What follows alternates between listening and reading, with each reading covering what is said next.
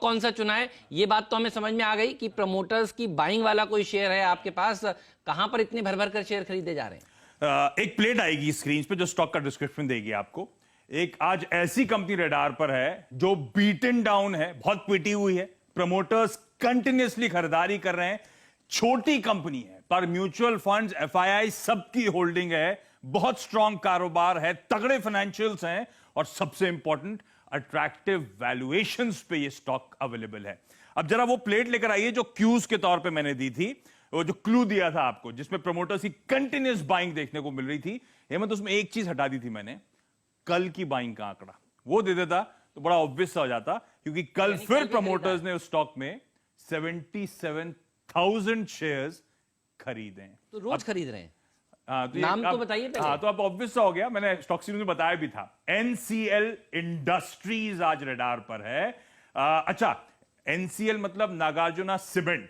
मैं कई बार नेवली लिग्नाइट से कंफ्यूज हो जाता हूं, इसलिए स्पेसिफिकली हाईलाइट कर रहा हूं। एनसीएल इंडस्ट्रीज, नागार्जुना सीमेंट आज रडार पर है। इस स्टॉक के साल के हाइज 129 रुपए के, वहां से नीचे कामकाज करता हुआ, और साल के हाइज भूल जाइए। दरअसल ये स्टॉक 250-300 के लेवल से करेक्ट होके 1/3 वैल्यू पे इस समय कामकाज करता हुआ। अब प्रमोटर्स की बाइंग से मैंने क्लू की शुरुआत करी थी, तो पिछले, ये सिर्फ 2 महीने की कहानी नहीं है, पिछले कई क्वार्टर्स का रुझान आप लोगों की स्क्रीन पर, हर क्वार्टर में देखिए किस तरह से एग्रेसिवली प्रमोटर्स खरीदारी करते हुए नजर आ रहे हैं। और पिछले 2 महीनों में भी 6 लाख शेयर्स और खुले बाजार से प्रमोटर्स ने खरीदे हैं। इस तरह से गजब की बाइंग प्रमोटर्स स्टॉक में कर रहे हैं। और एक छोटी कंपनी है, 490 करोड़ का मार्केट कैप कल की क्लोज पे था। और आमतौर पे छोटी कंपनी के साथ होता है प्लेज कितना है, गिरवी कितना रखा। मैं इस प्लेट पे आऊंगा, डॉक्टर साहब रहने दीजिए इस प्लेट को। 3% की प्रमोटर शेयर प्लेज ने, 3% नाम मात्र के बराबर है, इसलिए कह रहा हूं ऑलमोस्ट नेग्लिजिबल यहां पे प्लेजिंग है। और छोटी कंपनी के बावजूद वो जो आंकड़े आए थे स्क्रीन पे फिर से आएंगे। HDFC mutual fund 6% stake own करता है, एचएसबीसी म्यूचुअल फंड के पास 1% से ज्यादा की होल्डिंग है, और इस स्टॉक में एफआईआईज का भी एक्सपोजर आपको नजर आएगा।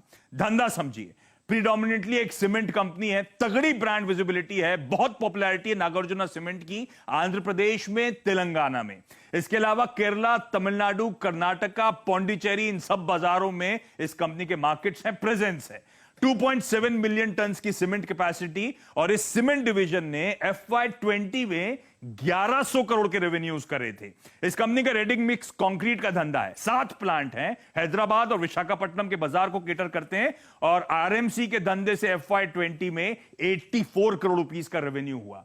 यह कंपनी ने पावर और बाकी बिल्डिंग मटेरियल्स में अपने आप को डाइवर्सिफाई कर लिया है। बाइसन ब्रांड का नाम आपने सुना होगा, इमेजेस स्क्रीन पर आएंगे आपके।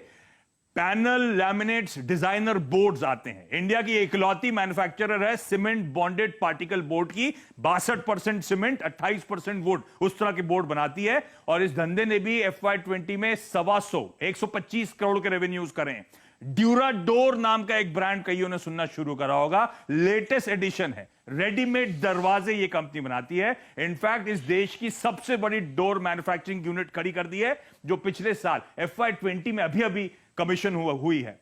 तो और in construction of building material के अलावा इसके 2 मिनी हाइडल प्रोजेक्ट्स भी हैं एनसीएल एनर्जी के अंतर्गत, जिसमें 40 से 50 million units green power per annum ये कंपनी प्रोड्यूस करती है। फाइनेंशियल स्क्रीन पर आएंगे, क्या तगड़ा मोमेंटम है। FY20 के आखिरी में लॉकडाउन के इंपैक्ट के बावजूद देखेंगे आप 1325 करोड़ के रेवेन्यूज ये कंपनी क्लॉक कर रही है, मार्केट कैप 490 करोड़ रुपए का।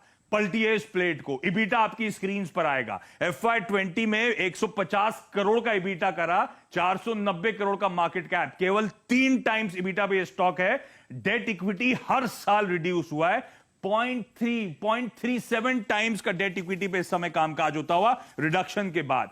पहली तिमाही का परफॉर्मेंस आप लोग की स्क्रीन पर आएगा। ये लॉकडाउन वाला क्वार्टर था जब इस तरह का परफॉर्मेंस इस कंपनी की तरफ से आया, और सिर्फ सीमेंट के तगड़े परफॉर्मेंस के चलते बोर्ड्स, प्रीफैब, आरएमसी, डोज, इन सब में लॉकडाउन के क्वार्टर में लॉसेस हुए थे सेगमेंट में। अब हालात नॉर्मलसी की तरफ बढ़ रहे हैं, कंस्ट्रक्शन एक्टिविटी एक्सपेक्टेड पिकअप होगी पोस्ट कोविड जो एफर्ट्स हैं सरकार के खास तौर पर।